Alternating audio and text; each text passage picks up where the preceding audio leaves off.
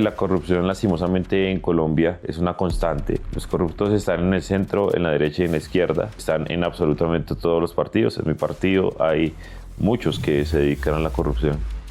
Resulta que el alcalde sale multimillonario de esas alcaldías, sale con propiedades, piscinas, fincas, casas en Miami y demás. Soy de las personas que cree que usted en la vida puede ponerse como meta ser millonario desde que lo haga de forma honesta, correcta y dentro de la ley. Y que la política cambia, gente cambia todo el tiempo. Yo he visto gente que entró a la política con las mejores intenciones, pero que cuando le ponen los primeros billetes encima de la mesa o le dan la primera oportunidad de hacer un negocio o le dan la primera oportunidad de quedarse con una u otra entidad, pues créeme que no lo dudan. Yo cuando denuncio es porque están las cosas y hay muchas cosas que no han salido, que son muy graves para el país, pero que yo prefiero aún no sacar hasta que no tenga la prueba o no tenga el documento. A mí me han hecho de todo tipo de estrategias para silenciar. Si usted va al Estado, el Estado hoy es un aparato gigantesco que solo gasta y no produce absolutamente nada. Hoy el Estado colombiano se administra basado en el derroche. Todo el mundo cree que la plata que se entra al Estado, que pagan los ciudadanos, hace parte como tal de su bolsillo. Y la primera cosa que busco en esta campaña es demostrarle a esta ciudad y al país que la política de opinión tiene más vigencia que nunca. Muchas personas me cuestionan a mí y a la Academia del Éxito de por qué entramos en temas políticos. Y la respuesta es muy sencilla. Y es que la política afecta todo lo que hacemos. Y si nosotros no nos metemos en política, la política se mete con nosotros. Es por eso que abrimos una nueva sección en donde vamos a escuchar personas que tienen una trayectoria muy interesante de distintas posturas y orientaciones políticas. Y al final demostrar que todos somos parte del mismo país, que todas las voces merecen ser escuchadas y que al final cada persona es libre de opinar distinto y de que cada uno de nosotros puede tomar una decisión, pero siempre informada. Espero que les gusten estos espacios y recuerden que ninguno de estos espacios está patrocinado y no estamos haciendo ningún tipo de activismo político. Ahora sí, comencemos con el video. Bienvenidos todos a un episodio en el podcast de la Academia del Éxito. El día de hoy tenemos a Daniel Briceño. Daniel es abogado de la Universidad Externa de Colombia, cuenta con especialización en Derecho Público y una maestría en Análisis Político y Electoral. El día de hoy voy a estar hablando con Daniel sobre su historia de vida, qué lo marcó en su infancia y adolescencia para dedicarse al sector público, por qué le apasiona la política, por qué empezó a denunciar distintos gastos injustificados de parte del gobierno, cómo fue su rol como concejal en Bogotá y ahora por qué quiere aspirar a la Cámara de Representantes por el Partido del Centro Democrático en Bogotá. Esta es una conversación llena de política, pero en donde también vamos a hablar sobre finanzas, inversiones, emprendimiento y buenos hábitos, que son los enfoques del canal de la Academia del Éxito. Espero que les guste y que simplemente entiendan que es algo netamente informativo para que ustedes puedan juzgar por sus propios medios lo que piensa y lo que representa Daniel. Ahora sí, comencemos con el video. Daniel, le quiero dar la bienvenida oficial al podcast de la Academia del Éxito. Gracias por aceptar la invitación. Bueno, Santiago, un saludo para usted. Muchas gracias. Muy feliz de estar aquí para todos los que nos ven. Daniel, quiero comenzar por lo siguiente. Usted ha sido alguien muy reconocido en las redes por ser una persona que ha hecho muchas denuncias a base de evidencia. Pues yo quiero entender un poco de dónde viene eso. ¿Qué vio usted en el sistema para decir, definitivamente yo tengo que empezar a denunciar? Mira, yo vengo de una trayectoria en donde pues no hacía política por mí, sino que trabajaba para otros. Tuve la fortuna de entrar pues recién graduado y un poquito antes de incluso de graduarme en la universidad, yo soy abogado del externado, a trabajar con algunos políticos y ellos me pagaban literalmente para que yo les hiciera discursos, documentos y demás. A medida que fue avanzando el tiempo me di cuenta que pues había algo que me gustaba mucho y era el tema del control político. Entonces me comencé a meter mucho en estos trabajos, en hacerle los debates de control político a toda esta gente. Y entonces cada vez que iba avanzando, yo tengo algunos referentes en la vida política, veía personas que hacían debates con muchos datos, con muchos documentos y que decía, oiga, esta vaina funciona bien, eso creo que es más creíble y pues además funciona mejor en el ámbito del servicio público. Pues usted hace un debate sobre opiniones, otra cosa muy distinta hacer un debate sobre evidencia. Entonces comencé a mirar de dónde salía la información y ahí encontré pues el inmenso mundo de los datos abiertos, lo llamo entre comillas porque el Estado colombiano realmente no tiene datos abiertos, tiene unos remedios de bases de datos que usted medio puede consultar, pero le toca aplicar una serie de métodos e inventarse una serie de mañas para poder acceder a ellos, pero comencé a navegarlos. Comencé a navegarlos, comencé a escribir cosas basadas en temas de bases de datos, un poco de diagnósticos, bueno, estudios, y encontré pues obviamente la base de datos de contratación. Ahí comencé a explorarlo un poco y fue en pandemia realmente que yo me puse y me metí profundamente a revisar qué era eso del SecOps. Y, y eso del SecOps es un mundo gigantesco porque realmente lo que la gente no entiende es que el SecOps es un sistema electrónico de contratación pública. Sí, eso es lo que significa para los que no lo saben, pero es donde realmente y en últimas se gastan la plata que la gente con tanto esfuerzo paga. Hay muchas discusiones en el país sobre qué ingresa, qué se aprueba, cómo se aprueba, pero al final de cuentas, la plata de la gente se la gastan ahí, contratando, comprando y haciendo toda esta serie de transacciones. Entonces me di cuenta que eso era un gran mundo y que desde ahí era muy importante comenzar a enseñar a la gente y resolverle una pregunta a la gente que la gente se hace todo el tiempo y es, ¿cuánto costó eso y en qué se gastó mi plata?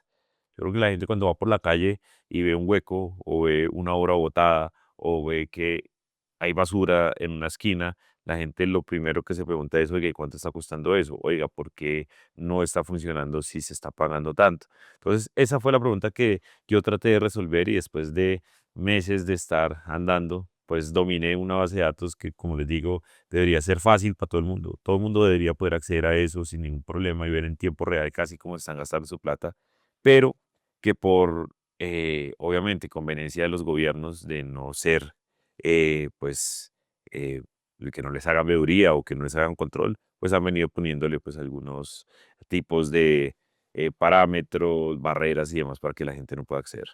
Y justamente en todo este ejercicio de denunciar, usted a día de hoy, ¿cuál es su sentimiento? ¿Su sentimiento es que hay más corrupción o que hay más visibilidad?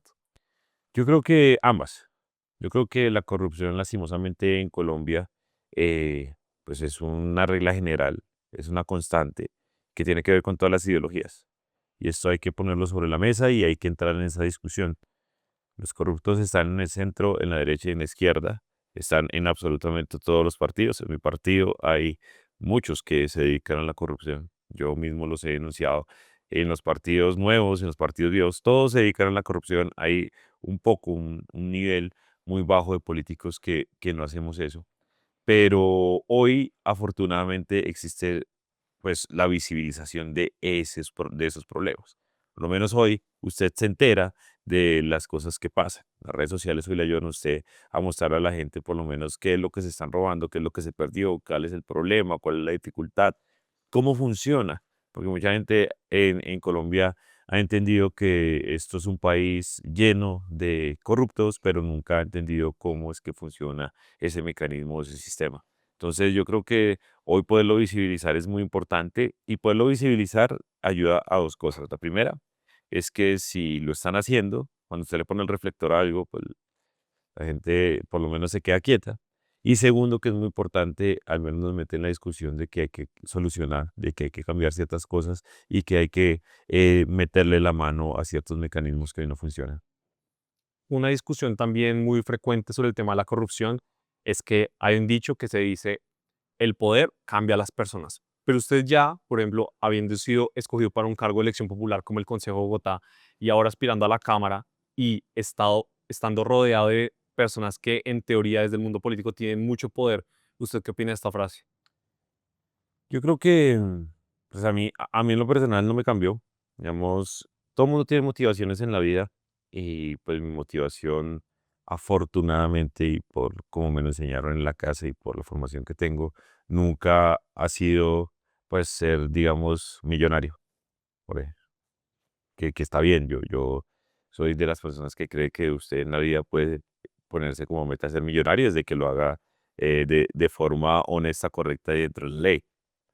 Pero, digamos, ese nunca ha sido como uno de los anhelos de mi vida. Hay gente que sí, hay gente que entra en la política queriendo ser rico. Y yo creo que ahí está el primer problema. La política del sector público no es para enriquecerse. Usted, aunque tenga buenos salarios dentro del sector público, y esto es el caso de muchas alcaldías en muchos municipios, donde un alcalde se gana 4,5 millones, 5 millones de pesos de salario, que yo creo que es un buen salario para vivir en ciertos lugares, porque pues, hay municipios que son muy económicos y demás. Pero usted resulta que el alcalde sale multimillonario de esas alcaldías, sale con propiedades, piscinas, fincas, casas en Miami y demás. Entonces, ese tipo de cosas y ese tipo de motivaciones eh, tienen que ver mucho con lo que la gente busca en la política. Y que la política cambia, gente cambia todo el tiempo.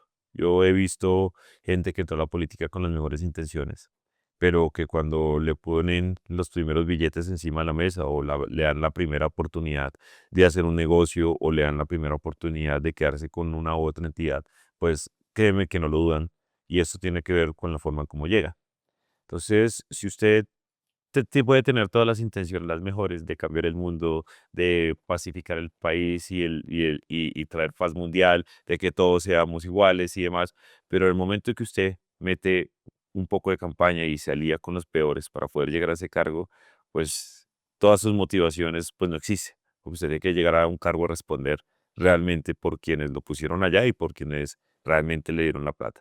Entonces, yo creo que el poder cambia, pero eso tiene que ver mucho con las motivaciones de la gente, qué es lo que busca. Yo, en realidad, tengo una intención en política y es que yo creo firmemente y profundamente en un Estado pequeño, en un Estado que se administra bien, en un Estado austero, pero sobre todo yo soy un defensor acérrimo del emprendedor, del pequeño propietario, del empresario, sea grande o pequeño, que es que eso en este país creemos que aquí los empresarios grandes son una especie de gente mala y no, empresarios.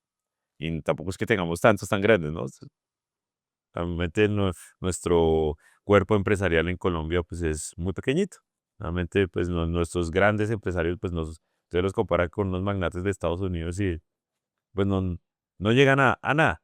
Entonces yo sí creo que son las motivaciones y sí, el poder sí cambia. Y si se llega con las motivaciones equivocadas pues va a ser peor. Y yo creo que en gran parte acá hay una palabra clave y son los valores de las personas y que no solo en política el poder te puede cambiar, sino en todo. Yo le digo a las personas que a mí me sorprende, como en redes sociales, a mí en lo personal, y lo he dicho, me ofrecen promover estafas por grandes sumas de dinero, sin decirme obviamente que es una estafa, pero yo sé que es para estafar a la gente porque yo conozco mi gremio, yo conozco lo O que sea, como que te ofrecen invertir en cosas que no van a dar rentabilidad o que... no, me ofrecen, por ejemplo, como saque un video, pues voy a decirlo así, tal cual. Me han ofrecido, saque un video de 1 minuto y le pagamos 5.000, $10.000. He escuchado casos de 15.000, $20.000 por un video de 1 minuto para que las personas utilicen cierta plataforma. A mí me lo pagan de inmediato. Y eso me lo han ofrecido muchas veces. Pero yo tengo muy claro que los valores no se negocian por ninguna cantidad de dinero en el mundo. Entonces yo también siento que en la política eso aplica exactamente. Y yo creo que los valores en gran parte los vamos construyendo a lo largo de nuestra vida. Y por eso quisiera pasar a la siguiente pregunta y es, usted es de Bogotá, pero ¿cómo fue su infancia, su adolescencia, su juventud en Bogotá? Es de Bogotá y pues mi vida realmente se da en el centro de la ciudad, eh, pues un poquito más atrás. La mayoría de mi familia, mi abuelo y mi abuela vienen de norte de Santander, mi abuelo es de Zulia, mi abuela es de Gramalote, mi mamá nació en Cúcuta, mi abuelo tiene 8 hijos y llegó por allá creo que en el 70 a Bogotá, al barrio Molinos, en el sur de Bogotá. De ahí pues inició un trabajo en el comercio, en Plaza España y pues un tema religioso. Mi abuelo es pastor cristiano en estos momentos, pero siempre ha sido comerciante y pastor. Ha hecho las dos actividades porque no es pastor mega pastor, es decir, no es de pastores ricos, Ujú. ¿no? Es pastores que les toca trabajar en otra cosa para poder sostener la familia, pero pues que son pastores, son comerciantes para sostener la familia, pero que son pastores por vocación, literalmente. Y pues una de las iglesias que funda mi abuelo pues está en el barrio Belén, en la localidad de La Candelaria, eso que hay por el barrio Egipto, cerca a Las Cruces, y ahí crecí yo. Yo crecí en medio de esa iglesia con una particularidad que siempre me gusta contar porque esto define, ahorita que estamos hablando de valores y demás, define mucho lo que soy. Es que yo nací el 2 de junio de 1991 y ahí me registraron por allá en el 94. Es decir, yo fui como una especie de NN durante 3 años casi. Y eso tiene que ver con que, pues, obviamente mi papá nunca apareció y mi mamá siempre guardó la esperanza de que apareciera, pero nunca apareció. Es más, a esta altura no ha aparecido todavía. Entonces, como El cuento de Nelson en Los Simpson que se fue a comprar cigarrillos y nunca volvió es tal cual, igualito. Vamos a ver si ve el podcast y ya aparece. Sí, no. Seguramente un día de estos aparecerá a demandarme por alimentos. Ujú. Ese tipo de historias Sí. pasan como en La Rosa de Guadalupe.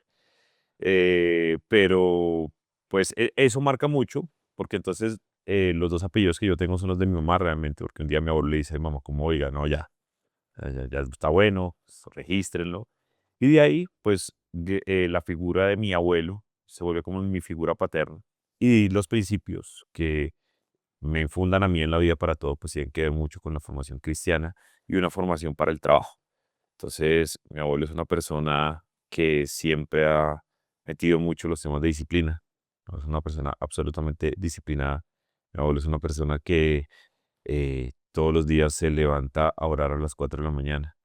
Todos los días de su vida lo ha hecho, que ayuna un día a la semana. Mi abuelo tiene 84 años y lo sigue haciendo, ya 50 años haciéndolo, este tipo de actividades toda la vida, que ha hecho ejercicio, que pues además pues atiende la comunidad todo el tiempo, es una persona absolutamente dedicada y eso pues me imprimió pues un valor y para mí la disciplina es una cuestión absolutamente importante, por eso antes de venir aquí salí a correr. Muy Sí, bien. sí, siempre estoy corriendo. Segundo, pues, y esto que es muy importante, me enseñaron a trabajar. Y yo sé que esto ahorita puede ser absolutamente polémico, pero yo desde que tengo memoria yo trabajo. O sea, yo desde que tengo memoria siempre he ganado plata. Y eso me lo enseñó mi abuelo. Es decir, pues, yo no tenía ningún problema de estar vendiendo cosas en el colegio o de estar yendo a trabajar al comercio. Uno en diciembre, en temporada, mi familia siempre ha trabajado en temporadas en los San Andresitos, pues uno salía del colegio y se iba a trabajar 2 meses durante todas las vacaciones para ganarse la pinta de Navidad, para tener plata. Digamos, a mí siempre me ha gustado trabajar, siempre, absolutamente. Y entonces yo siempre he trabajado. Yo, desde que tengo memoria, yo me recuerdo haciendo algún tipo de trabajo. Entonces, eso es muy importante y ese valor es muy importante. Entonces, tenemos pues disciplina, tenemos el valor del trabajo y obviamente tengo una formación cristiana en la que pues todos los temas de honestidad, todos los temas de ayuda al prójimo y demás pues están muy marcados. Entonces, vamos, esa infancia y ese hecho que parecía el de Nelson, parecería ser pues algo duro, realmente ha marcado mi vida para bien y pues imprimió como están los valores que hoy rigen tanto en el tema laboral como en el tema político. No, y gracias por contarnos un poco sobre esa historia, pero algo acá me llama la atención y es que viniendo de una familia comerciante y siendo alguien que ha trabajado toda la vida, ¿por qué tomar la decisión de estudiar derecho y no, por ejemplo, negocios, empresas? Qué cosa tan rara, porque a mí sí me gustó la política desde niño. Y mi abuelo siempre mi abuelo siempre ha sido un hincha de la política. Pues, mi abuelo, toda la vida, él militó en el Partido Liberal, hasta que apareció Uribe en el espectro del país. Y militó en el Partido Liberal por una razón, y es que pues mi abuelo viene del protestantismo, y por allá cuando hubo la guerra entre liberales y conservadores, pues los conservadores estaban aliados con la Iglesia Católica y perseguían a los protestantes y a los misioneros protestantes que llegaban desde Estados Unidos. Entonces, por eso el protestantismo en Colombia se alió en ese momento con el Partido Liberal. Y mi abuelo, yo me recuerdo toda la vida haciéndole campaña a Serpa. Mi abuelo hizo unas campañas de Serpa y le gustaba. Y sí, siempre estaba metido en ese tipo de cosas. Pero cuando llegó Álvaro Uribe Vélez en el año 2002, se volvió uribista y se acabó el Partido Liberal, que eso fue como el punto de quiebre en Colombia del bipartidismo. Y de ahí yo crecí siempre viéndolo en política, viendo las elecciones, y ahí me comenzó a llevar mucho la atención la política. Desde niño siempre me gustó mucho, mucho. En la adolescencia me gustó. eh, Tuve la fortuna, pues yo estoy en colegio público, por eso tengo una bandera en el tema de educación pública muy grande. Y es que yo sí creo, y ahorita si quieres profundizamos y hablamos de eso, que hay que cambiar y hay que generar una reestructuración del modelo de educación que tiene hoy el país. Eso genera y levanta unos callos inmensos y gigantescos, porque pues hay una cantidad de intereses políticos, económicos y demás de por medio, pero yo sí creo que hay que darle un revolcón al sistema educativo público en Colombia. Pero en los últimos 3 años tuve la fortuna de entrar a un colegio en concesión. Colegio en concesión es un colegio público normal, pero que es administrado por privados. Usted no paga, usted accede normalmente con un colegio público, pero la concesión estaba, que se llama la Alianza Educativa, estaba dada por los Andes, Colegio Nueva Granada, Los Nogales, Gimnasia de los Cerros y el San Carlos. Ellos eran como los miembros de la concesión que administraban en ese entonces 5 colegios, ahora son 13. Y ahí, pues obviamente, con una educación absolutamente distinta a la tradicional pública, pues a uno le comienzan a mirar todo este tema de habilidades y me metí en todos los temas de política. Entonces, terminé en temas de política, teniendo relaciones políticas y demás con pues, niños del Colegio Nueva Granada, cosa que yo en mi vida jamás había pensado, Nogales, los gimnasios, los cerros, o sea, a una persona de estrato 1 y 2, eso jamás iba a pasar en la vida. Y entonces de ahí decidí que la política era lo mío, iba a cometer el peor error de mi vida, que era estudiar ciencia política. Iba a estudiar ciencia política, pero una prima mayor, que es hija de mi tía Alicia, ya había estudiado Derecho. Y ella un día me sentó y me dijo, oiga, no venga. Ella me dijo, yo puedo creer que a usted le guste, y esto no es nada contra los politólogos, pero me dijo, yo puedo creer que a usted le guste mucho la política, pero usted tiene que tener una herramienta para comer en la vida. Ujú. Entonces, estudia Derecho, sea abogado, tiene una tarjeta profesional, puede trabajar en muchas áreas de la vida y también puede ser político. Es decir, nada de lo que no le enseñan en la carrera de ciencia política, nada no lo va a aprender en la carrera de Derecho. Y entonces, ahí me decidí, y pues me decidí también por el externado por ella. Qué bueno, qué bueno. Y usted nos dice entonces que toda su vida estuvo muy inmerso en la política, le apasionaba, pero ¿hubo algún momento puntual de algo que haya ocurrido en Colombia que cambió su visión del Estado, del gobierno y de la política?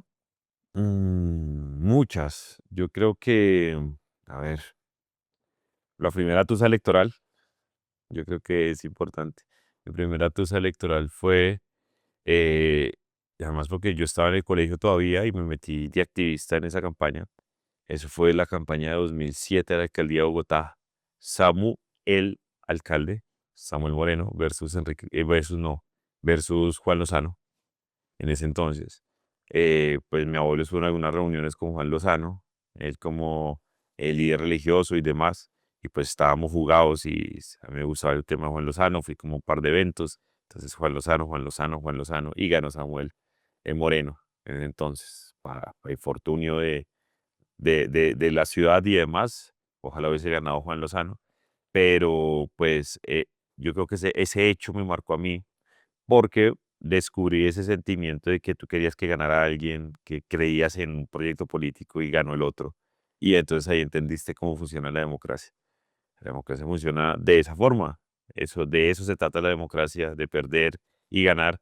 Y ese es el primer recuerdo palpable que yo tengo como tusa electoral, porque estuve dentro, o sea, no estuve dentro de la campaña, pero sí me metí mucho y estuve muy pendiente de lo que había pasado. Eso es 2007, yo estaba en décimo. Yo estaba en décimo en el colegio, estaba muy pendiente de ese tema electoral. Y la segunda tusa electoral fue en el 2011, la primera vez que voté. Mi primer voto fue en el 2011 y voté a la presidencia en primera vuelta por Germán Vargas Lleras. Desde ese entonces, pues obviamente estaba todo el tema, toda la pelea, la división, y pues Uribe había decidido llevar a Santos, pero pues yo era de los que creía en el proyecto de Vargas Lleras, mejores posibles, recuerdo. Incluso su cierre de campaña fue con J Balvin. Qué loco. No, no sabía ese dato. Sí, pues sí, literalmente. Pero porque ya estaba en la universidad, entonces ya uno se metía como tal a volantear y uno iba a todos los eventos, pero esa también me dolió, porque pues Vargas Lleras ni siquiera pasó de primera vuelta cuando todos pensábamos que iba muy bien, pero pues el país en ese entonces prefirió una segunda vuelta entre Santos y Mocos, lo recuerdo muy bien. ¿Y a usted le gusta el fútbol? Sí, sí, sí, antes me gustaba más. Imagínate, yo era muy aficionado a fútbol durante toda la universidad, jugaba y veía fútbol, pero o sea, ya veía demasiado fútbol. Y a medida que me metí en la política, pues asumí el tema de consejo y demás, he dejado de ver fútbol, pues lo sigo, o sea, sigo como teniendo como la idea en la cabeza de qué van las cosas, por lo menos en qué van las ligas y está medio pendiente, pero, o sea, si tú me preguntas, yo creo que no veo un partido de fútbol completo hace 3 años y obviamente son los de la selección en las eliminatorias, pero hace rato no me siento en un partido de verdad. ¿Pero le gusta Millonarios o qué club? qué pregunta tan difícil. No, digamos, yo nunca he sido tan aficionado a a los equipos colombianos, pero hoy tengo una fijación muy grande por el Fortaleza, ¿sabes? Ah, por el Fortaleza. Bueno, pero de ahí de soportar las tusas también, los momentos O difíciles. cuando te gusta el equipo pequeño estás acostumbrado. Ajá, Yo creo que los que tienen tusas son siempre los de Millonarios, Santa Fe y Nacional. Pero sí. siempre están pues muy pegados con el tema futbolero. Pero mira, yo hace rato, y yo veía mucho fútbol, te lo digo. Yo en la universidad fui demasiado futbolero y tenía amigos que incluso me dicen ahorita como, oye, pero ya ni juegas ni siquiera ves, pero pues ya tiene que ver con la dinámica de la política, ya el tiempo no da. No, déjenos en los comentarios ustedes por qué equipo han sufrido tusa en su vida. No, pues imagino que por Millonarios todos, y sobre todo en estos días. Yo hacer un comentario que dije ayer con un amigo, que por estos días ser hincha de Millonarios es como ser petrista, ¿verdad? Se sufre de la misma forma. Literalmente, literalmente, confirmo. Daniel, usted ha hecho más de 600 denuncias documentadas, pero lo que quiero que nos explique es uno cómo hace una denuncia estructurada. El método lo he venido afinando, porque pues al principio pues, uno encontraba cosas y lo sacaba, pero ahora tenemos un método de verificación y todo lo demás. Yo afortunadamente nunca me he tenido que retractar de nada, y eso yo creo que es lo que nos ha puesto donde estamos. Y es que pues yo cuando denuncio es porque están las cosas, y hay muchas cosas que no han salido, que son muy graves para el país, pero que yo prefiero aún no sacar hasta que no tenga la prueba o no tenga el documento. Porque claro, yo no soy periodista. Periodismo puede pues conservar algunos elementos de protección de la fuente y demás, entonces el periodismo puede pues decir cosas sin mostrar el documento o mostrar la fuente de la persona que se lo contó.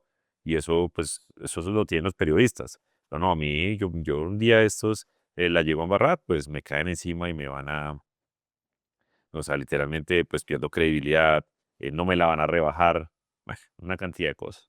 Entonces lo primero que nosotros hacemos es tener unas banderas claras, porque es que con un estado tan gigantesco y con tantas áreas y con tantas entidades y con tantos sectores de la economía, pues uno tiene que saber a qué dedicarse. Porque usted no es llegar y sentarse a SECOP y se va a sentar a SECOP y eso es una base de datos con 11 millones de filas hacia abajo. Entonces, la pregunta es, ¿qué va a ver? ¿Qué va a buscar ahí?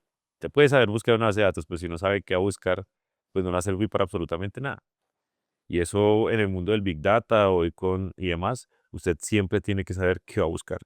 Usted puede tener los mejores motores de búsqueda, las mejores formas y métodos de clasificación. Puede ser un gran programador, pero si usted mentalmente no sabe qué es lo que quiere y qué es lo que busca, difícilmente usted va a lograr un buen resultado. Entonces, lo primero es que nosotros hacemos denuncia en tres áreas.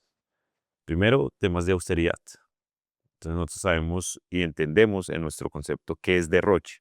Y derroche para nosotros tiene que ver con gastos en publicidad, gastos en logística, gastos en comunicaciones, gastos en equipos y camionetas blindadas, eventos y demás. Entonces ahí ya tienes una línea de investigación porque estás muy pendiente de todos los contratos que tengan que ver con eso. Y eso pues se te va a ir un poco de plata. Segundo, nosotros tenemos una bandera que es el recorte burocrático. Entonces estamos muy pendientes de todo el crecimiento de contratos de prestación de servicios. Por ahí salió y hemos estado con una denuncia todos estos días mostrando al país cómo se ha aumentado este tipo de contratación. Y tercero, pues estamos muy pendientes de todas las irregularidades en contratación, que ya son temas más específicos y te puedes meter en cualquier licitación, siempre y cuando pues tú tengas un indicio de que ahí o pues amañaron el pliego o dejaron a alguien que pues se lo tenía que ganar pero se lo dieron a otro y ese tipo de cosas. Entonces, primero hay que saber qué buscamos y eso es lo que buscamos. Segundo, pues hay que ser muy constantes. Esto sí, el SECOP es el mundo de todos los días. Si uno no tiene actualizado el tema todos los días, pues va a ser absolutamente difícil. Entonces, pues yo tengo una rutina, incluso cuando estoy muy cansado, incluso ahorita que estoy en campaña, pues trato de estar cuando me estoy transportando o cuando estoy en mi casa, pues trato de no ver fútbol y pues tratar de dedicarle 40 minutos a revisar dos o tres cosas de las que les estoy haciendo seguimiento, como para no perder el tema, y eso es un tema de dedicación absoluta, absoluta. A mí mis amigos me amontan porque el otro día estábamos como en una comida y eso que como que tú te desconectas, y Vato me dijeron que estaba con el celular. En vez de estar scrolleando en Instagram, estaba scrolleando en ese que estaba tratando de terminar pues lo que había ese día. Tercero, que es muy importante, entonces vamos acumulando denuncias. Entonces vamos encontrando cosas, ¿cierto? Y las vamos teniendo. Tenemos un listado gigantesco de denuncias. Yo tengo una mano de denuncias todavía que no han salido, pero que ojo, para que las denuncias sean efectivas, también tienen que tener un buen timing. Entonces, yo espero los mejores timing para poderla sacar y para que pueda tener un impacto, porque si tú sacas una denuncia que no tiene impacto, es absolutamente, pues, estéril. Entonces, no sé, nosotros habíamos hecho un seguimiento sobre contratos de prestación de servicios y pues hasta que no surgió eh, la discusión sobre el déficit fiscal y el presidente diciendo que necesitaban plata, pues yo digo, pues esta es la oportunidad de decirle al presidente, oiga, ¿cómo así que necesita plata si usted está gastando eso? Si yo hubiese sacado esto un mes antes, pues quizá alguien le hubiese parado bolas, pero cuando hay un elemento para entrar dentro de la conversación nacional, que eso es, pues yo creo que ha sido gran parte de nuestro método, es, esa denuncia es relevante. Y no quiere decir que no sea importante hace un mes, pero que sea importante no quiere decir que sea relevante. Para que tenga efectos una denuncia y logre el efecto que nosotros estamos buscando, y es que la gente entienda o que se pare o que un órgano de control intervenga, es importante encontrar el timing para sacar esa denuncia. Entonces, eso se trata de yo tener en la cabeza qué es lo que tenemos como el inventario y estar muy pendientes del timing político en la discusión nacional para estar diciendo, oiga, mira, aquí está pasando eso. Eso es, todo el mundo me dice, no, pero usted debería denunciar todo ya. Digo, sí, pero pues da igual que le preste la atención o no le preste la atención porque pues las acciones judiciales se hacen. Después de esto, cuarto paso, pues viene toda una serie de acciones que es lo más cansón que nadie ve. Y porque todo el mundo ve el boom mediático, la entrevista, la red social y demás, pero después viene un trabajo y es de ir al órgano de control, a la fiscalía, a la contraloría, a la procuraduría, llevar esa denuncia y dárselas allá, en donde no pasa nada. Y después hacerle seguimiento y hágale seguimiento. Y después atender a los órganos de control porque después de que tú radicas, te van a llamar. Y después tienes que ir a hablarles otra vez, a ampliar la denuncia y estar metido ya todo el tiempo. Entonces yo vivo en la fiscalía todo el tiempo. Yo voy todo el tiempo a ampliar denuncias y ese es el trabajo de la denuncia como tal. Daniel, muchas gracias por explicarnos justamente la estructura que se debe utilizar para hacer las denuncias de la forma correcta. Ahora hablemos un poco de los tiempos. Dentro de todos estos pasos que nos acaba de dar, ¿cuánto tiempo puede tomar esto? No, digamos, hay denuncias que tienen más o se demoran más, otras que son mucho más rápidas. Las que son más rápidas son las que usted puede encontrar toda la información en la red y en la web. Es decir, yo tengo una denuncia sobre un contrato y pues lo busco, lo encuentro y cuando me doy cuenta pues están todos los contratos ahí y todos los documentos. Entonces usted dice, esta es una denuncia que puede salir rápidamente en 2 o 3 días sin ningún tipo de problema.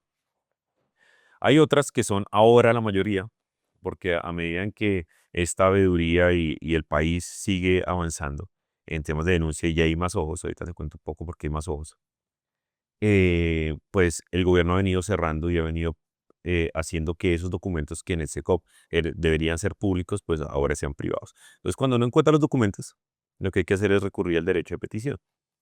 Y entonces, pues las entidades saben que, pues si viene un derecho de petición a mi nombre, ya me conocen, pues normalmente siempre me van a negar la información.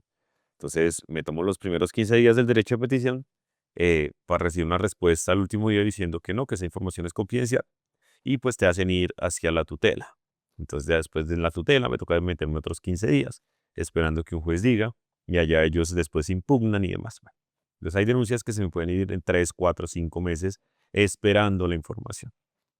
Y hay casos más extremos en donde aún teniendo la tutela, por ejemplo, tengo un caso de una investigación de la entrada de una senadora y la salida de una senadora a unas cárceles en Antioquia, visitando unos bandidos. Y pues ya estoy en incidente de desacato hace 6 meses. Y es la altura en que todavía no me han entregado la información correspondiente. Entonces, eso depende. Depende de qué tan rápido puedas conseguir la información. Si ese país fuera un verdadero país de datos abiertos, eso te decía datos abiertos ahorita, pues podría uno avanzar. ¿Verdad? Entonces, si está la información, 2 o 3 días te puedo sacar una denuncia. Si no está, depende de cuánto se demoren en entregarte. Y digamos que acá hay un aspecto que es clave y es la legalidad. ¿Cómo maneja usted el aspecto legal o de la defensa legal, pues a la hora de hacer tantas denuncias? Primero, más que el aspecto legal, porque afortunadamente tengo abogados muy famosos que me ayudan y gratuitamente, porque creen en este trabajo. Si no, pues yo ya estuviera quebrado. Porque, digamos, yo estoy en este momento, a mí me han hecho de todo tipo de estrategias para silenciar. Hay estrategias de difamación, entonces, pues esas a mí me tienen sin tipo de cuidado. Yo soy de las personas a las que el hate y demás en redes sociales no lo afecta. Me da igual, literalmente, porque pues la gente que me sigue conoce el trabajo. Además, pues que hoy, desafortunada o afortunadamente, uno no sabe ni cómo decirlo, el tráfico en redes es eso, tráfico. Entonces, te ayudan a visibilizar más lo que estás denunciando. Pero entonces la segunda estrategia que me están implementando ya desde hace un año, pues es una persecución judicial. Te denuncian, te demandan, te hacen todo tipo de cosas a nivel judicial. Entonces tú vives respondiendo tutelas, tú vives dándole la cara a la fiscalía que por injuria y calumnia. Y entonces eso lo que busca es desgastarte. Y desgasta. O sea, no, para nadie es muy lindo estar citado todo el tiempo a la fiscalía, estar respondiendo. Pero afortunadamente he contado pues con unos abogados a los que les agradezco desde aquí, sobre todo a Juan José Castro, que tiene un podcast súper famoso que se llama Vamos pa' eso, que está siempre frenteando y su oficina siempre ha estado para mí y lo ha hecho de forma gratuita. Porque ¿qué es lo que buscan ellos? Ellos buscan llenarme de acciones judiciales para que uno tenga que pagar abogados y literalmente quebrarlo económicamente a uno. Pero cuando uno tiene ese tipo de ayudas que uno dice como, oiga, sé que tengo el respaldo jurídico porque tengo la razón, pero igual hay que afrontarlo porque te están demandando y demás, pues tú dices, puedo seguir haciendo mi trabajo. De otra forma, he tenido amigos que han hecho denuncias y demás, y a la primera acción judicial dicen, uy, uy, no, no. Y eso es lo que buscan ellos. Algo que mucha gente le reconoce a usted es justamente las denuncias, en gran parte para el gobierno actual de Colombia, que es el gobierno Petro, pero otra faceta muy importante de usted y que creo que muchas personas no lo conocen o no lo tienen tan identificado por esto, es que usted también ha hecho control político, lo hizo desde el Consejo de Bogotá a la alcaldía del alcalde actual, Carlos Fernando Galán. Quiero preguntarle un poco qué fue lo que hizo y qué buscaba con este control político. Mira, yo creo que yo le hice más control a Galán que a Petro. Sin embargo, como mi vida, yo soy como un nativo digital, es decir, todo lo que yo hago es realmente lo que está en redes. Pues son más virales las denuncias contra Petro. O sea, es una cosa que pasa por la situación del país, por lo que significa Petro, por lo que representa el gobierno y porque pues obviamente de una u otra forma la gente quiere no cascarle a Galán porque lo ven como una contraposición a Petro. Pero igual, vamos, yo le hice más control a Petro que a Galán porque control a Petro es un control ciudadano que he hecho toda la vida, que tiene que ver con un proyecto de vida, pero pues el control la galana era porque me estaban pagando, ¿no? O sea, me eligieron concejal de Bogotá y pues tenía que hacer mi ejercicio político y además pues tenía que cuidar lo que estaba pasando en Bogotá. Yo fui concejal durante esos 2 años que estuve en el consejo que más debates de control político hizo. Sé debates de todo tipo. Debates a los temas de basura, debates a los temas de seguridad, debate a los temas de austeridad, debate a los fondos de desarrollo local o alcaldías locales, debates en temas de movilidad, debates en temas de cámaras, debates en temas de infraestructuras, obras abandonadas, elefantes blancos. O sea, estuve en todo. Pero no solo hice control político en materia de debate en el recinto. Hicimos un control político en territorio y eso tiene que ver con la cantidad de mesas, que eso es lo que realmente uno llena la agenda todo el tiempo, es en las mesas ciudadanas. Y eso es otro tipo de control político. Entonces, a usted lo contactan los ciudadanos por redes sociales y dice, doctor Daniel, no sé, tengo aquí una obra que lleva 2 años tirada al frente de mi casa. Usted vaya, mire, después cite a todas las entidades, haya territorio, haga una reunión, vaya hasta allá, 3, 4 horas, sentados, una mesa, y llega a compromisos. ¿Cuándo van a reactivar o qué pasó con esa? No, es que el contratista le ha votado. Bueno, entonces, ¿cuándo van a volver a contratar? ¿Cuándo van a hacer efectivas las pólizas? Todo ese tipo de cosas. Y sobre eso estuvimos sobre las 600 mesas ciudadanas. Y eso, mesas de todo tipo, más atención de todo tipo de gente y demás. Pero además de las mesas, requerimientos y atenciones ciudadanas más los 25 debates de control político, estuvimos muy pendientes de los órganos de control. Entonces, también radicamos una cantidad de denuncias en órganos de control a muchos procesos, que por cierto, los nuevos camiones de basura de bomberos de Bogotá que no han llegado, que se retrasaron en la implementación del nuevo modelo de atención y aseo y gran parte de la crisis de basura tiene que ver con eso. Denunciamos los sobrecostos, por ejemplo, en las motos, compra de motos en la alcaldía local de Chapinero, que le costó el puesto a la alcaldesa local de Chapinero. Denunciamos como una asesora de la localidad de Ciudad Bolívar, pues acosaba literalmente a sus funcionarios. Nosotros mostramos los audios y demás, y eso le costó la salida a esa funcionaria. Denunciamos como habían hecho una licitación sastre para favorecer a una persona en la adjudicación de la manzana más importante del país en San Victorino, y esa licitación se cayó. Entonces, cuando uno revisa punto por punto, dice: "Uy, hicimos una cantidad de cosas en el Consejo de Bogotá que las he mostrado y demás", y la gente en la calle, cuando a uno lo saluda en esta campaña, ellos saben lo que hicimos. Claro, ¿cuál ha sido la narrativa del otro lado? Que es pues, la narrativa de la izquierda en redes sociales ha sido es que yo no hice nada como concejal. Pero dije, o sea, si yo me comparo con realmente los concejales de izquierda en estos momentos, que eran de oposición supuestamente, o que no son partido de independencia, pues yo sí hice verdadero control durante esos 2 años. Entonces, hicimos un montón de cosas. Ahí tenemos por ahí en nuestra página web y demás nuestro informe de gestión, y eso no lo han reconocido. Y acá en la descripción del video justamente vamos a dejar esa información para que las personas lo puedan revisar.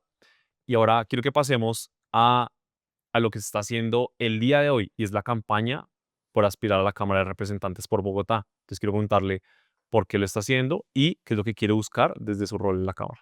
¿Qué tal va el episodio? Excelente, ¿no? Lo que sí no es excelente es que más del 80% de las personas que ven estos videos no están suscritas al canal y eso que es gratis. Si quieres que sigamos trayendo a los mejores invitados y creando el mejor podcast de finanzas e inversiones, emprendimiento y buenos hábitos, te invito a que te suscribas al canal, le des like a los videos y nos dejes en los comentarios todas tus opiniones. Créeme que tú eres pieza clave en este proyecto. Pero ahora sí, continuemos con el podcast. Mira, ya pocos días, porque yo llevo pues en esta campaña, como realmente yo lo empecé como en noviembre del año pasado, y esto es todo el día, todos los días, hasta el punto que ya uno se levanta por la mañana y no sabe qué día es, porque todos los días hay agenda absolutamente gigantesca. No hay una diferencia entre un lunes y un domingo, ¿no? Todos los días son de intenso trabajo. Eh, pues no, me he puesto a reflexionar sobre qué es lo que buscamos, más allá de lo que nos propusimos. Y a medida que han pasado la campaña, uno viene hablando con la gente en la calle, pues he fijado como tal unas banderas claras, que venían de antes, pero las he venido ratificando y otras modificando. Y la primera cosa que busco en esta campaña es demostrarle a esta ciudad y al país que la política de opinión tiene más vigencia que nunca. Y que es en la política de opinión, preguntar a la gente qué es la política de opinión. Esa política que se hace a través de ideas, denuncias, eh, hasta puestas en escena, en donde planteas cosas de país, en donde le muestras a la gente y la gente decide votar por ti sin que haya nada de por medio, sin que haya una estructura, un líder político, una plata, no, no hay nada. La gente simplemente dice, ah, ese man me gusta cómo piensa, me gusta su propuesta o me siento identificado y salgo y lo voto con él, voto por él incluso sin conocerlo, sin haberlo estrechado la mano nunca. Y sale y vota. Así nosotros de esa forma obtuvimos casi 50.000 votos al Consejo de Bogotá. Entonces, lo primero que hemos y que tenemos en esta campaña es ratificarle a esta ciudad que en el voto de opinión existe, pero sobre todo que el voto de opinión es el que da libertad e independencia para el ejercicio de estos cargos. Porque si a mí algo me pasó en el consejo, que es algo que agradezco en la vida, es que la forma en como llegamos, pues a mí nunca me llamaba nadie. Me llamaba un poco de gente, pero nunca me estaba llamando, oiga, acuérdese que yo le di, oiga, acuérdese que este no lo puede denunciar, oiga, pilas con... no, nada. Y de la misma forma vamos a llegar a la Cámara de Representantes y eso nos va a dar una libertad de trabajar por banderas, de poner nuestros puntos, e incluso esto nos da independencia dentro de nuestro partido. Porque a mí el partido nunca, y eso que tengo una relación muy continua con el presidente Álvaro Uribe Vélez y hablamos constantemente, pero él jamás me ha dado una instrucción, nunca se ha metido con mi trabajo. Siempre lo ha respetado, hágalo allá, y nunca me ha dicho como, oye, pilas, ¿no? Nunca, absolutamente nada, y eso tiene que ver con la forma como uno se elige. El segundo tiene que ver con todo lo que hablamos, y es que estamos ratificando que el control político, el control ciudadano, es como ese eje articulador de toda nuestra vida política. Y es tan articulador que yo dije un día con mi equipo, oiga, yo tengo que enseñar a la gente a hacer lo que yo hago, porque lo que yo aprendí a hacer, que lo llamo yo es el manual de las mañas, no es más. Es el manual de las mañas porque hay tanta barrera para conseguir información pública que nosotros encontramos como por dónde meterse, por dónde encontrarla, pues dijimos, se lo vamos a enseñar a la gente.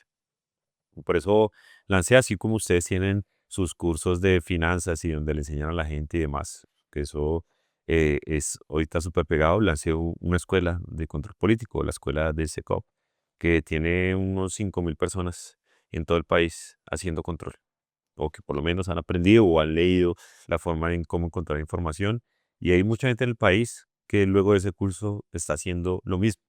Y en eso nos hemos convencido que entre más ojos haya, pues mejor le va a Colombia. Y esto hay gente de izquierda, de toda ideología que se ha apuntado al curso y eso está bien. Nosotros lo único que necesitamos es que hayan muchos ojos pendientes, porque aquí hay municipios en Colombia donde nadie dice nada, donde los alcaldes hacen lo que se les da la gana y nadie está mirando porque nadie entiende ni siquiera cómo hacerlo y nadie tiene la información ni siquiera de cómo ir a mirar. Pero usted abre un SECOP de una alcaldía chiquita en este país y usted se asusta. Usted se asusta. Las cosas que uno ha visto es, uno dice, "Uf, antes este país ha sobrevivido".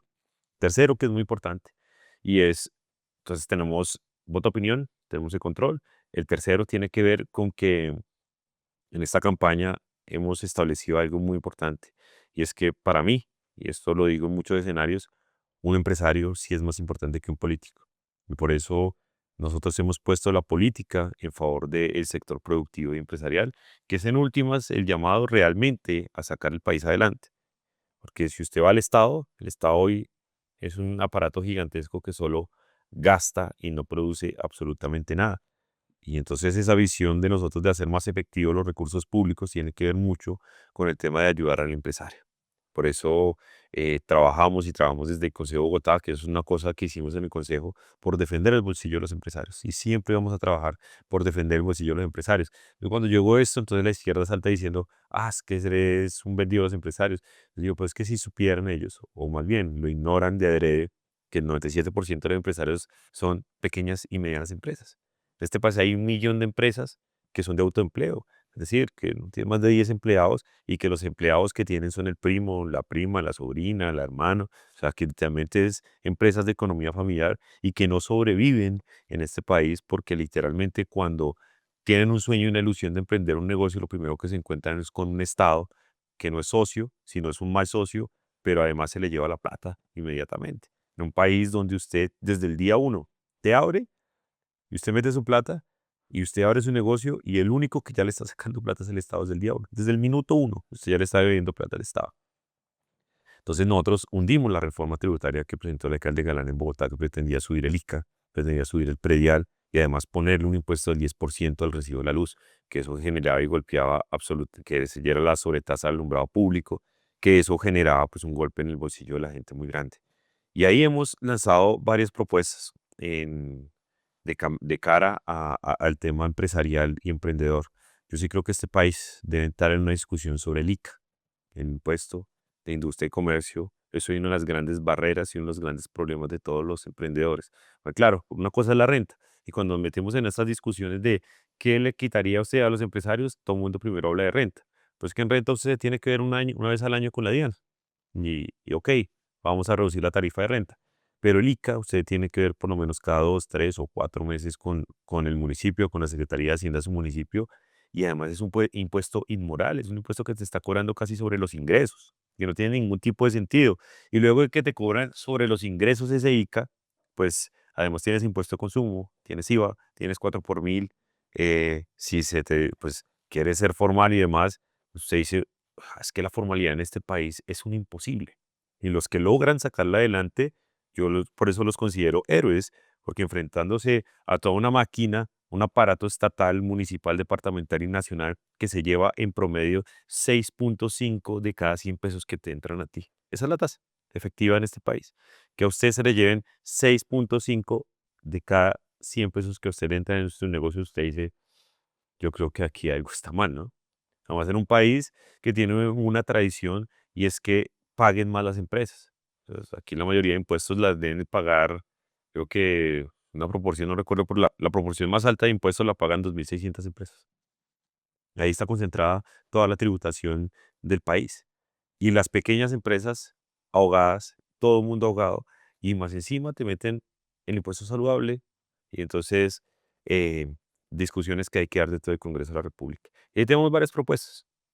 Yo creo que hay que abrir la discusión sobre el ICA, hay que eliminar el 4 por mil, eh, y hay que ir por pasos. Todos quisiéramos eliminar el 4 por mil. Hoy hay varias propuestas sobre la mesa. Algunos que dicen que hay que volverlo 3 por mil y ese 1 por mil seguirlo cobrando y enviarlo al sistema de salud que está para poderlo recuperar y demás. Pero yo sí creo que hay que eliminar el 4 por mil, el que se cobra hoy para transferencias, transacciones y movimientos entre cuentas del mismo titular. Eso no tiene ningún tipo de sentido. Que tú estés moviendo tu plata entre cuentas del mismo titular o pues depósitos de mismo titular y te cobran 4 por mil, eso no tiene ningún tipo de sentido. Incluso eh, ayer que en un evento lancé esta propuesta, se me acercaron algunas de las personas que comienzan a trabajar en todo el mundo cripto y me decían, eso es lo que nos tiene jodidos a nosotros. Y además en el mundo cripto que tienes una rentabilidad del 2 y el 3%, que es mínimo, pues que te lo lleve 4 por mil cuando lo pasas de cuenta cripto, no sé cómo si se llama cuenta cripto o no, a la cuenta normal, pues te va a generar un problema. Yo creo que hay que generar eso, hay que generar un cambio, por ejemplo, en el sistema breve. El breve yo creo que es uno de los grandes avances que hay hoy en Colombia, pero hay que comenzar a hablar de que pues en breve también debe servir para hacer transferencias entre Estado y personas, transferencias entre empresas y empresas, pagos de impuestos y demás. Yo no puedo entender cómo es que usted no pueda pagar ni siquiera los impuestos del Estado y a través de una plataforma distinta a los bancos tradicionales. Eso no tiene ningún tipo de sentido. Hay que poner sobre la mesa la discusión de la tasa de usura. Eso yo sé que es un tema que la gente no entiende, pero usted sabe que la tasa de usura hoy es uno de los principales mecanismos o unas principales barreras para acceso al crédito. Y hay que eliminar la tasa de usura, hay que liberalizar la tasa de usura para que haya acceso al crédito y sobre todo para que se dinamice el sistema crediticio en Colombia. Tantas propuestas que uno puede poner sobre la mesa, sobre las cuales estamos trabajando, pero en esto, y hablando del bolsillo, quiero solo poner la última, que es el tema del SOAT. Nosotros estamos y vamos a lanzar una propuesta en la que vamos pro- a premiar literalmente a todos aquellos conductores que se portan bien. A mí siempre me ha parecido absolutamente injusto que en un sistema como el SOAT usted pague cada año el SOAT completo de seguro, así usted nunca se haya accidentado. Yo creo que si usted nunca se ha accidentado durante 5 años, pues usted no es riesgoso, usted no es un conductor de alto riesgo. Entonces, si usted un año pagó el SOAT y no tuvo ningún tipo de accidente, al siguiente año usted debe recibir como tal un descuento del 20, lo estamos proponiendo primero el 20% sobre el SOAT del siguiente año, y si ese segundo año no tuvo pues otro accidente, pues el tercer año va a recibir un descuento de otro 5 o 10% acumulable hasta un 50%. Es decir, que usted nunca se accidentó, después de cierto tiempo usted lo mínimo o lo que debe pagar el SOAT es la mitad del SOAT. Eso no tiene ningún sentido, se está pagando todo el SOAT completo y esa es la forma realmente de premiar a los buenos conductores, pero también comenzarles a cobrar el SOAT a los malos conductores. Y eso es ese tipo de riesgos y ese tipo de situaciones de defender el bolsillo de los ciudadanos, de defender el bolsillo de las empresas y darles más, es lo que está en este tercer punto. Y el cuarto, me enredé ahí. Y el cuarto que tiene que ver con esta campaña, tiene que ver con la austeridad como principio general y rector de la forma en cómo se administra el Estado. Hoy el Estado colombiano se administra basado en el derroche. Todo el mundo cree que la plata que se entra al Estado, que pagan los ciudadanos, hace parte como tal de su bolsillo. Entonces usted va a un funcionario, y esto es muy normal, a un funcionario que posiciona en cualquier cargo, desde un municipio hasta el nivel nacional, y cree que la entidad es de ellos. Y por eso se gasta como se gasta, por eso se contrata como se contrata. Y entonces aquí hay que comenzar a entender que el Estado se tiene que administrar con un principio rector que es la austeridad. Nosotros sacamos la política distrital de austeridad en Bogotá, que baja lujos, que baja número de OPS, que quita una cantidad de cosas. Por ejemplo, reglas como que ya se están comenzando a implementar en distritos, reglas como la de si usted gana gastos de representación, que es un porcentaje entre 30, 50 y 60% más de su sueldo en el distrito, ¿por qué lo va a tener que dar caro? Ese tipo de cosas que usted dice no tienen sentido, pero por costumbre los funcionarios los han tomado. Y ahí le estamos proponiendo al país un recorte de 20 billones en lujos. 20 billones de pesos yo creo que es mucha plata. Normalmente el monto de todas las reformas tributarias todos los años y que lo primero que debe hacer un presidente es darle confianza a la gente y decir, yo voy a dejar de derrochar en eventos, yo voy a dejar de derrochar en pauta, yo voy a dejar de derrochar en camionetas blindadas, yo voy a dejar de derrochar en contratos de prestación de servicios y corbatas. Y cuando le demuestra a la gente que voy a dejar de derrochar, pues ahí sí podemos hablar de impuestos. Yo creo que ese es el mensaje. Y quinto, para no alargarme tanto en este tema de la campaña, y es que yo soy un defensor de la libertad de elección. Pero en Colombia mucha gente no tiene cómo elegir, porque le toca quedarse con lo malo. Y entonces, si usted va, y es la historia de mi vida, si usted va a un estrato 1 y 2, te pongo el caso de Bogotá, 700.000 niños, 700.000 familias, no tienen cómo elegir un buen colegio, porque no tienen plata, ¿cierto? Y si usted le pregunta a las 700.000 personas, se lo juro que todos quisieran que su hijo estuviera en un mejor colegio, en uno privado o un público mejor. Y entonces, cuando usted como estrato 1 y 2 no tiene la posibilidad de elegir un buen colegio, entonces usted pues está condenado a un sistema donde no se evalúan profesores, donde no hay buenos niveles académicos, pero sobre todo donde hay una agenda política muy clara, que es la causante de muchas cosas de las que están pasando hoy en el país. Entonces, como yo pasé de un colegio público normal, como ya te lo conté, y en noveno tuve la fortuna de entrar a un colegio en concesión, y me di cuenta de algo, y me puse a estudiar el tema de los colegios en concesión, yo dije, vea, los colegios en concesión, hoy la mayoría en Bogotá, lastimosamente son solo 33, de 500 son solo 33, tienen los mejores resultados a nivel de colegio público. Entonces son mejores. ¿Por qué? Por una efectiva razón, y es que los profesores no vienen del magisterio. Los profesores los contratan los privados que lo administran. Y si ese profesor me salió malo, adivine qué hago. Pues como en la empresa privada lo he hecho. Si te contraté para que dieras inglés y me salieron mal todos los estudiantes en inglés, pues te evalúo y tu evaluación es echarte por malo. Que eso es lo que pasa en todos los trabajos. Yo creo que pues si usted no funciona en un trabajo en el sector privado, ¿qué hacen? No lo van a dejar por compasión. No te echan. O te dicen, no, no está funcionando. Oiga, cambie, pero te aprietan por lo menos. Y entonces, además de ser mejores, los colegios en concesión son más baratos para los recursos públicos. Un estudiante en un colegio en concesión, hoy la canasta de costos anual está en 4,5 millones, con jornada completa, porque todos los colegios en concesión son de 7 a 2, con comida caliente, o sea, no son refrigerios, sino son comida con plato caliente, y además con mejor educación. Y en un colegio público normal, que muchos no son de jornada única, muchos todavía no han implementado el plan, el PAE comida caliente, el costo es de 9,200,000. Todo el mundo pregunta, ¿y por qué el doble? El doble está traducido literalmente en la costosa nómina, en los permisos sindicales. La gente cree que cuando uno jode con el tema de FECODE, de que no abandonen los niños, está jodiendo porque no los quiere. No, no, no.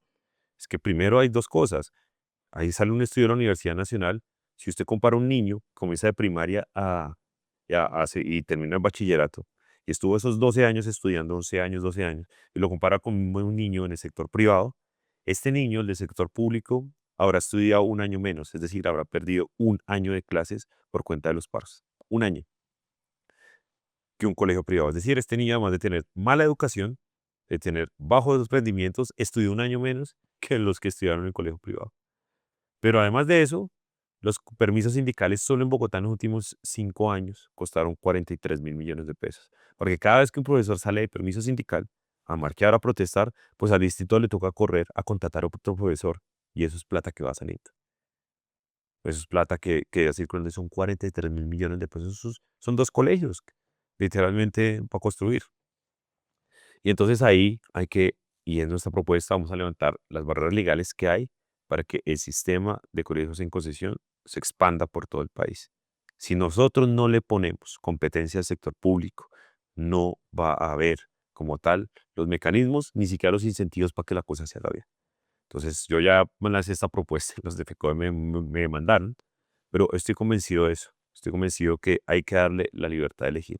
Y la libertad de elegir no solo educación, sino también, por eso defendemos, la libertad de elegir tiene que ver con que la gente debe tener el derecho a escoger el fondo de pensiones que quiera y la forma como quiere pensionarse. Hoy no, Hoy lo que quieren es que todo el mundo vaya y esté en un sistema de prima media en Colpensiones. Eso es lo que te proponen la reforma pensional. Y si esa plata es mía, ¿cómo por qué yo voy a tener que dar 2 salarios mínimos de mi plata? O si me gano un salario mínimo, estar condenado a un sistema que ni siquiera me va a garantizar a futuro la pensión, porque no hay gente y no hay plata. Un déficit fiscal de 50 billones al año, que eso es lo que da el sistema de pensiones.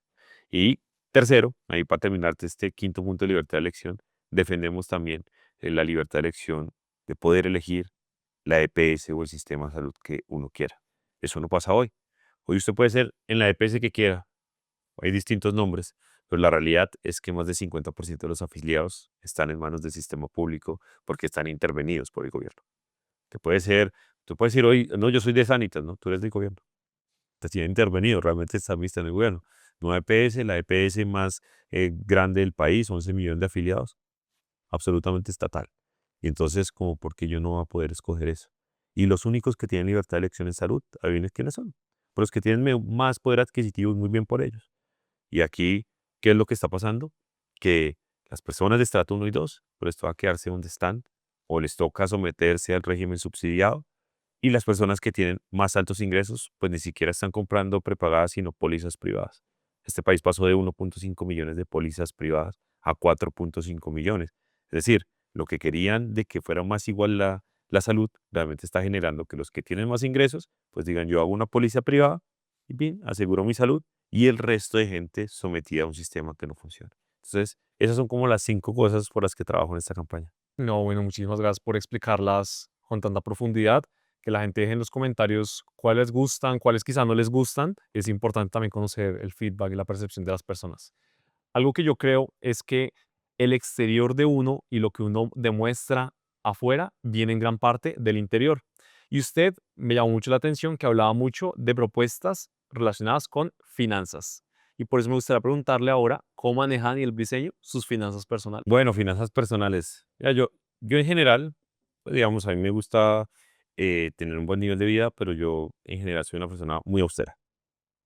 Es decir, si tú me ves, pues yo todo lo que tengo puesto, lo más caro deben ser estos tenis que son los que uso para correr, pero que ahora que estoy en campaña los usé para caminar, pero pues en general yo toda la ropa que tengo es Arturo Calle y Zara. Entonces, digamos, yo nunca he comprado ropa de lujo, y vuelvo y repito que siempre toca decir, está bien todos los que les guste la ropa de lujo, cómprenla si tienen la plata y demás.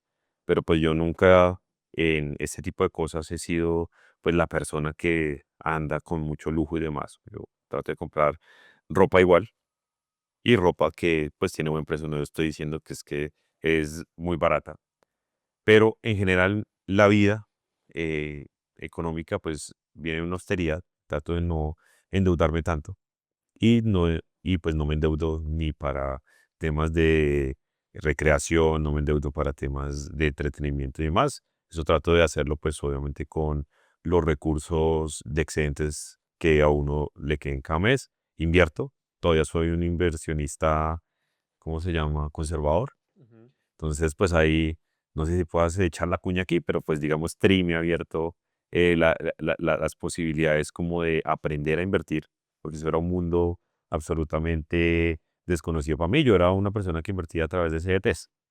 ¿No? Eso es súper seguro. Te llega cada mesecito, saca el 15, 20, 25% de lo que ganas, tutún, y lo metes a un CDT y lo pones a rendir. Ahorita no está rindiendo nada, está rindiendo 7, 8%, pero ahí está. Entonces tú te sientes tranquilo porque ves la plática. Sí, y al final te entregan una plata y vuelves y renuevas el CDT. Yo siempre he sido muy de esos. Sin embargo, pues me comencé a meter en todo este mundo de las inversiones por Carlos Gullar, que Estuvo acá en el podcast. sí, sí, sí, Gran amigo de la casa. mi gran amigo mío también. Y él que me dijo, no, mira esta vaina. Entonces uno comienza, pues obviamente con unos fondos, pues absolutamente rentables en bajitos, es casi como un CDT. Y a poquito, pues obviamente él me ha venido enseñando y uno pues trata de, además de ahorrar, porque sigo ahorrando con el tema de CDTs y demás, pues de destinar otro poquito de plata para estar mirando cómo inviertes y no jugando, porque mucha gente que esto es un juego, sino estar siendo muy consciente.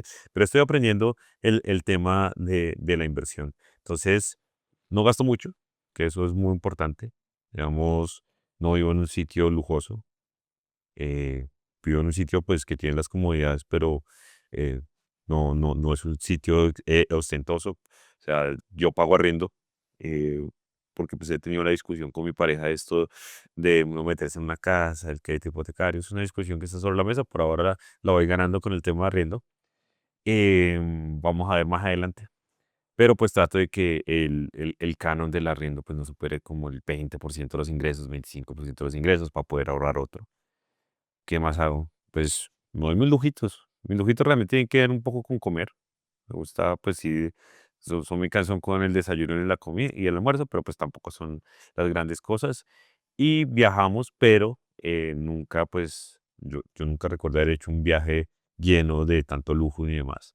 Estamos de viajar normal, unos tiquetes que estén en promo y Airbnb a la lata. No tengo carro, eso me ahorra muchos recursos. Nunca he tenido carro, nunca he estado pagando un SWAT, nunca he estado pagando un impuesto. Me muevo pues a través de las aplicaciones y de Transmilenio. Entonces me he dado cuenta, por ejemplo, que tener un carro es más costoso que andar en un Uber todo el año. Entonces ese tipo de cosas las manejamos, pero pues, digamos, no tengo la vida del gran inversionista, pero siempre estoy bien. Y más sobre todo en esta época de campaña, en donde pues yo dejé mi trabajo como concejal hace, ¿qué? 3 meses, como en noviembre. Noviembre, sí, noviembre. Y pues uno queda sin salario, sin sueldo ni demás, hasta si uno gana, ¿no? Hasta julio de próximo. Entonces, pues he estado bien porque los ahorros y demás. Me he dicho, no, voy a saber que he sido juicioso con el tema financiero. Todo aprender más, ¿no? Claro, claro. Y acá feliz de que pueda aprender más. Incluso quiero pegarle unas cuñas porque siento que le pueden servir mucho. Por ejemplo, tema de los CDTs. Usted dijo algo totalmente cierto. Rentables del 7 o el 8. Pero en Colombia existe una plataforma que se llama Mejor CDT Sí, la he visto. y usted encuentra, le muestran por lista los mejores CDTs del país, que es lo bueno. Usted no tiene que tener una cuenta bancaria en esos lugares. Entonces usted me dice 7, 8, pero hoy el mejor CDT del país paga el 12. ¿Cuál es ese? eh, Ahí luego lo miramos, pero paga el 12. Entonces, hay otra cosa.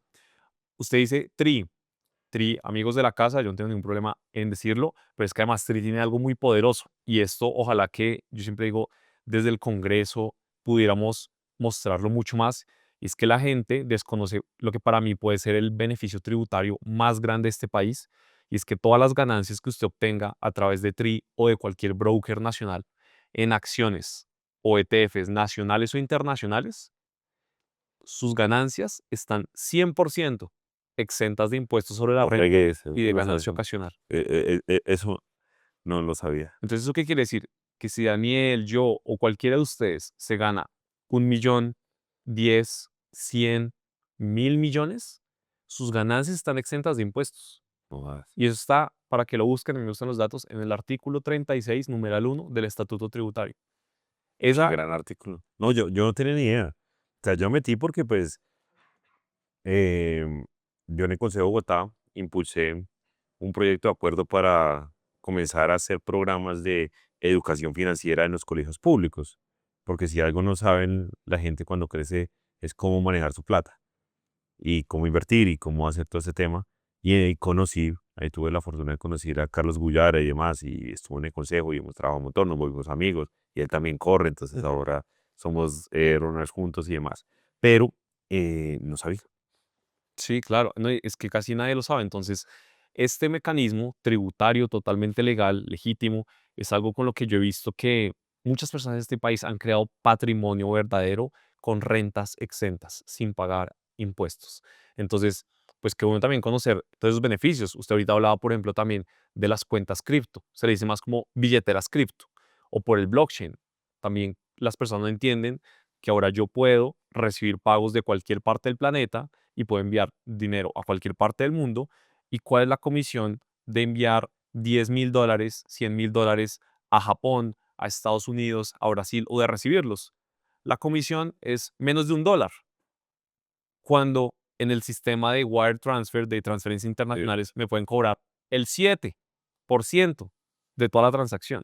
Entonces, Qué bueno que pues obviamente podamos también abrir un poco la discusión sobre estos temas y que más personas lo conozcan. Sí, no, y el mundo cripto, si la gente le tiene miedo al tema TRI todavía, porque aquí estaba como con un primo y le dije, me dijo, ¿qué es esa vaina? Eso es una pirámide. Yo dije, no, es un man, es unos cracks, se invierten en acciones reales, entonces tema. Y el mundo cripto, si la gente le tiene miedo, le tiene pavor, le tiene pánico, igual al mismo nivel que le tiene pánico a la inteligencia artificial. Entonces son dos mundos en donde se han tratado con mucho miedo, pero tiene que ver con mucho desconocimiento. Yo estoy tratando de aprender mucho del mundo cripto. He visto lo que está pasando en este momento en El Salvador, sobre todo, con el crecimiento de las cuentas criptos, de la inversión en materia cripto y demás que ha venido, que tuvo unas críticas al principio, pero yo creo que les ha venido funcionando muy bien. Y la cantidad de nómadas digitales que se han dirigido hacia El Salvador ha sido una cosa impresionante, pero sobre todo han traído mucha inversión, que eso es muy importante. Entonces, yo creo que este desconocimiento ha hecho que regulatoriamente, pues los gobiernos también les tengan miedo.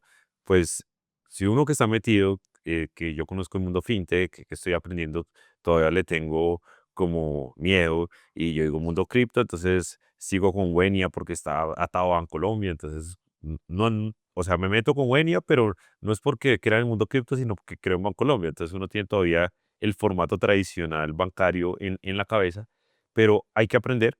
Sobre todo hay que sensibilizar mucho a quienes toman las decisiones, a superintendentes, ministros y demás, porque este desconocimiento, este miedo tiene hoy a un sector que es muy importante, pues en la absoluta inseguridad jurídica. Y si no hay una regulación del mundo cripto que dé licencias, pero además de seguridad jurídica para atraer inversión, pues aquí la gente va a seguir metiendo la plata en Colombia, literalmente como meter el dedito, muy tímido, pero sí, yo creo que hay una gran oportunidad de inversión y en eso estoy jugado, por eso estoy metido aprendiendo, sobre todo hablando con mucha gente que está en el mundo cripto. Me he encontrado muchos en el camino, porque pues esto es muy raro un político que hable de esto, y con fintech hemos estado aprendiendo y estoy aprendiendo y estoy aprendiendo. Bueno, qué bien conocer a otro Crypto Bro. Alguien que le interesa aprender más sobre estos temas. La verdad que apasionante y yo solo le diría a la gente como compren Bitcoin. No mentiras, pero como que lo revisen al menos. Daniel, ¿cuál ha sido su mayor error público? Mayor error público. Uy, fue un día que hice un trino en el que iba a hablar de Manuel Marulanda y hablé de Iván Marulanda. Eso fue un cagadón, marica. Entonces yo estaba haciendo, pues obviamente, un trino en contra de Manuel Marulanda Vélez, fundador de las FARC. Y a mí se me fue Iván Marulanda. Iván Marulanda es un político muy respetado en Colombia, muy respetado. Y eso pues obviamente me costó críticas, me costó cosas. Y además pues ahí aprendí el tema. Y eso fue por la rapidez de los dedos, ¿no? Tú quieres trinar y quieres pues estar en medio de esta ola de rapidez que son las redes sociales, pero yo creo que ese nunca se me va a olvidar, además, porque Iván Marulanda es un político muy respetado antioqueño que no tiene un solo escándalo ni demás, y creo que fue una cosa absolutamente injusta, además que me di cuenta como a las 2 horas, que me puse a hacer otra cosa y cuando volví, había como el escándalo, yo, Dios mío, pero no, yo lo llamé a él, lo busqué, tomé su contacto y llamé, le pedí disculpas, pero pues quedó, ¿no? Todavía me lo monté en redes, pues. Daniel, vamos con la pregunta de la casa ya para ir finalizando y es, ojo con esto, una pregunta que nunca le hayan hecho, pero que usted siempre ha querido que le hagan Ush. y que va a responder ahora. Yo creo que a mí en política todo el mundo te pregunta por finanzas, propuestas y demás, pero pues nadie le pregunta a uno por, no sé, por las pasiones a uno de la vida. Vamos, como la gente cuando lo ve a uno en política, pues dices, oye, ¿qué? Las denuncias y qué el mundo público te estresa, no te estresa, y cómo va la pelea con Petro y cómo va el tema de control político. Pero al final la gente que están entrevistando, pues a uno nunca termina preguntando como por cuáles son las pasiones o qué es lo que, o esas motivaciones distintas a la política, que obviamente la gente cree cuando está en política y a veces pasa. Pues, en estos momentos uno es solo política, pero hay cosas por fuera de la política que a uno le llaman mucho la atención. ¿Cómo qué? ¿Cuáles son sus pasiones? Ah, ahí sí hay varias. Ahora hay una muy pública que pues ya se hizo pública y demás, pero pues soy un apasionado por el deporte en general, además que es una cosa que me ha costado mucho en la vida, entonces la conservo muchísimo porque me costó mucho, ¿no? Yo duré 5 años tratando de correr y fue una de las grandes frustraciones durante mucho tiempo, porque incluso yo viví en Madrid durante 1 año y medio y allá pues solo estudiaba, yo dije, aquí es el momento de correr porque tengo el tiempo, no pude, era una cosa absolutamente durísima. Y hasta hace 1 año y medio, después de un entrenador, después de mucha cosa, pues pude. Hay una cosa muy extraña y es que me gusta mucho el vallenato. Eso nadie lo pregunta, pero sí me encanta mucho el vallenato. Es impresionante la forma en cómo me gusta el vallenato. Es algo eh, que, por ejemplo, yo corro escuchando vallenato. Y tercero, hay algo que es muy importante y es que en medio de todo esto me gusta mucho la soledad. Me gusta mucho estar solo. Lo disfruto demasiado. Daniel, acá en la Academia del Éxito, a mí en lo personal me obsesiona entender cuál es la definición de éxito de las personas. ¿Cuál es la suya? Yo creo que el éxito no tiene que ver, no, digamos, yo creo que el éxito es subjetivo. Es decir, yo creo que se han creado algunos estándares de éxito en los que todo el mundo pues vive estresado y las redes sociales te generan unos estándares de éxito altísimos. Entonces todo el mundo ve y enfoca el éxito profesional y lo digo, es subjetivo porque el éxito depende de lo que cada persona crea que es éxito. Entonces, si tú quieres tener plata y tuviste plata, pues eres exitoso. Si quisiste ser el gran profesional, pues eres exitoso. Si quisiste tener familia y pudiste tener tu familia y ese es el centro, pues eres exitoso. Yo creo que para mí el éxito de mi vida, cuando un día pues más adelante me despierte, y yo hoy me considero una persona exitosa por una sola razón, y es que me siento muy tranquilo, en paz y me gusta lo que hago. Puede que yo en este momento tenga pues una buena posición, un reconocimiento y demás, pero si más adelante, pues yo personalmente siento que no es lo que me hace sentir, no es lo que me apasiona, y no es lo que me hace, pues, como estar vivo y sigo teniendo esto y esto ya no me motiva, ya no me considero una persona exitosa. Entonces, yo creo que el éxito para mí está en poder hacer, poder tener la fortuna de lograr y estar en el momento haciendo algo que te genera, pues, una paz, una tranquilidad que para mí es la definición de felicidad. Yo sé que mucha gente cree que la felicidad es un tema de emociones y de estar eufórico y demás. Para mí simplemente se define en paz y tranquilidad y yo estoy, a pesar de tanto trabajo, muy tranquilo con lo que hago y en paz. Y cuando me comienzo a sentir como intranquilo y como que me siento incómodo, yo creo que ahí es cuando es el tiempo de salir. Para mí eso es una definición de éxito y entiendo todas las posibilidades, hay consecuencias, digamos. Yo poder hacer algo que me hace sentir tranquilo y en paz y seguro, pues quizás me dé plata o me dé posición o me dé renombre y demás. Pero para mí se enfoca en eso, estar tranquilo y estar en paz. Eso yo creo que no hay mejor sensación que esa. Daniel, pues realmente le quiero agradecer mucho por haber sido parte del podcast y ya para finalizar, dos últimas cosas. La primera es que tenemos una tradición, es que en este cuaderno de acá recapitulamos como un último mensaje, una última reflexión de nuestros invitados. Entonces, una vez finalicemos el podcast, le voy a pedir que nos deje el último mensaje que quiera y que lo podamos compartir con miles de personas en el futuro. Y ya lo último es nada más si hay algún último mensaje que le gustaría dejar y que haga sentido para todas las personas que ven este podcast. No, pues para todas las personas que nos vieron aquí traté de contarles un poco de la visión política que tengo, las cosas personales también y de profundizar, pues, sobre todo en valores y principios que tengo.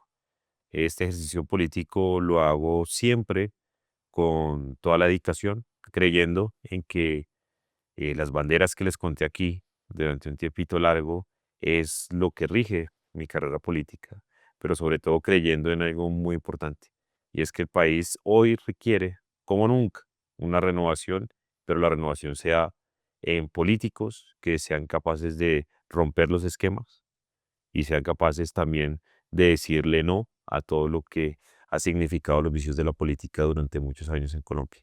y estamos tratando de impulsar una generación de políticos que crean en la opinión, que crean en estos valores y esos principios que yo les dije. Y si usted, pues obviamente quiere apoyarnos, puede hacerlo el próximo 8 de marzo. Y no sé si puedo decir el número. Sí, por supuesto. Soy candidato a la Cámara de Representantes por Bogotá y pueden votar por mí marcando el Centro Democrático más el 101. Vamos haciendo un trabajo con mucha conciencia, con mucha dedicación y mucha disciplina. Y créanme que así como no decepcioné a todos los que votaron por mi consejo, pues no decepcionaré a todos los que nos apoyen en esta campaña de la Cámara. Estoy muy feliz de estar acá y muy agradecido. Gracias por ser parte del podcast de la Academia del Éxito. Gracias a todos ustedes.